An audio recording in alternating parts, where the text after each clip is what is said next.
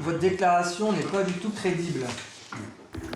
Donc il est 8h55, on va commencer l'audition. Lors du premier interrogatoire, le suspect a assuré que c'était une connaissance qui lui avait offert ce voyage. Les enquêteurs doutent de cette déclaration. Ils vont donc immédiatement le mettre face à ses contradictions.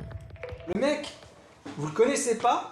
Le suspect persiste. Il a sans doute été manipulé, dit-il. Les enquêteurs vont lui faire comprendre que sa position n'est pas tenable. Leur stratégie, faire monter la pression.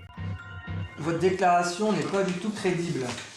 Je ne vous crois pas, c'est un mensonge. Il a dit que personne ne fait pas de cadeau à 140 € sans rien demander en contrepartie. Soyons pas dupes.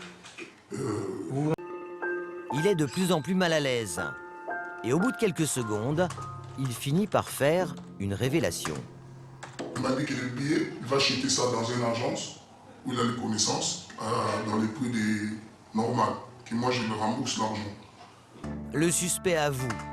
Il n'a pas obtenu le billet gratuitement. Alors que le prix officiel du voyage s'élevait à 140 €, l'escroc lui a demandé de verser la moitié de cette somme.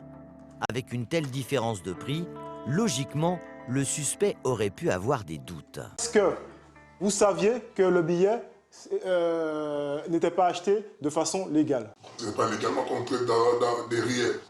Quand on traite derrière des affaires, je sais que ce n'est pas légal. Oui. Donc je savais que mon billet a été acheté frauduleusement. Voilà. Le suspect vient de reconnaître qu'il était hors la loi.